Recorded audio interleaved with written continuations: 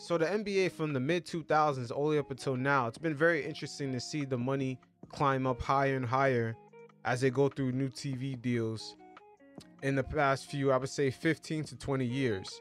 Now, issues with the Supermax contract have always come up, as we've seen it play out recently with John Wall and Russell Westbrook. They're hard to move. If they don't work out, guys tend to get bought out.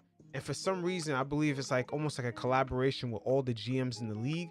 They kind of pigeonhole guys who got bought out into minimum deals. We've seen this with Blake Griffin. We've seen this with John Wall, Russell Westbrook, Josh Smith, and many others. They never got back to that point where they even got a mid-level contract. Same thing with DeMarcus Cousins. Even if they play well, they never really get back to the point where they get like a 2-3 year deal.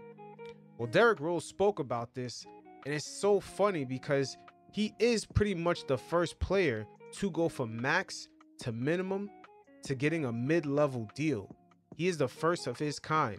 And he talked about getting to that point and coming to the negotiation table with no blueprint on a previous player that went from max to minimum to mid-level.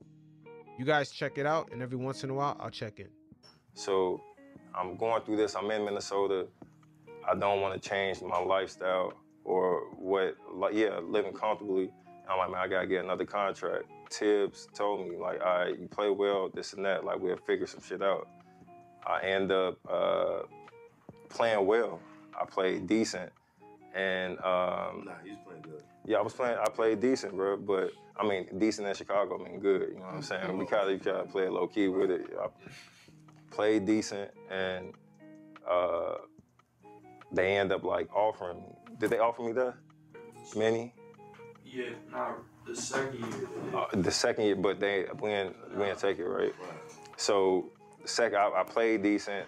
The second year, they was about to offer me, but by that time, I wanted out because I wanted to like bet on myself. And that offer you that that's because they were saying they was saving money for like another player. Yeah. I end up going to Detroit after that, and like I'm at minimum. That's when I was at minimum, right?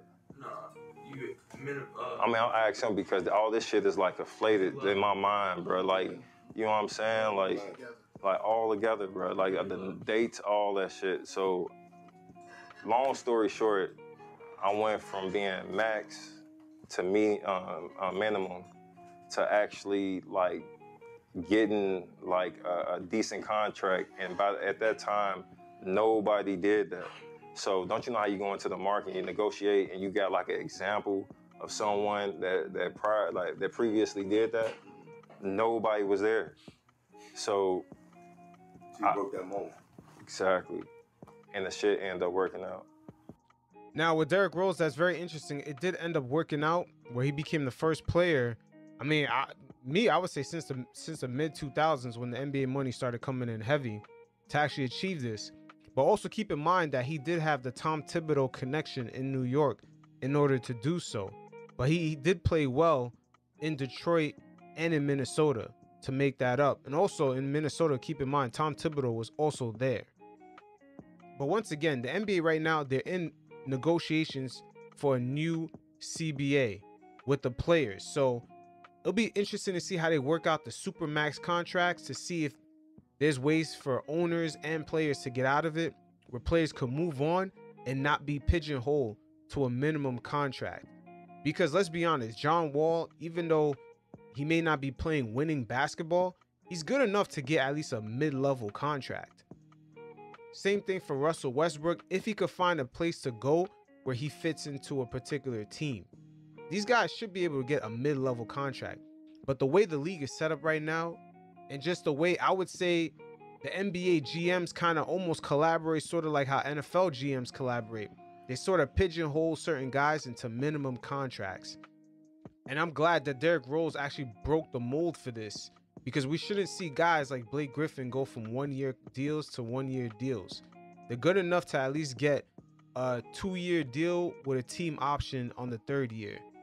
So we'll see how this plays out, but I figured I'd cover this. This is very interesting that D Rose, man, he pretty much broke the mold in, I would say, the last 15 years. But once again, I'm correlating this to the league right now, working out a brand new CBA with the players, and I'm wondering what clauses are they putting into these supermax contracts, because we've seen that these things are hard to move, and teams kind of get sick of guys to the point where they're benching guys that are getting paid $50 million a year, aka Westbrook and John Wall, or even going through the lengths of not even playing these guys. As we've seen it play out with John Wall, it makes the league look bad when you got a capable guy getting paid all that money, just being paid to either go home or just come to the game and sit on the bench.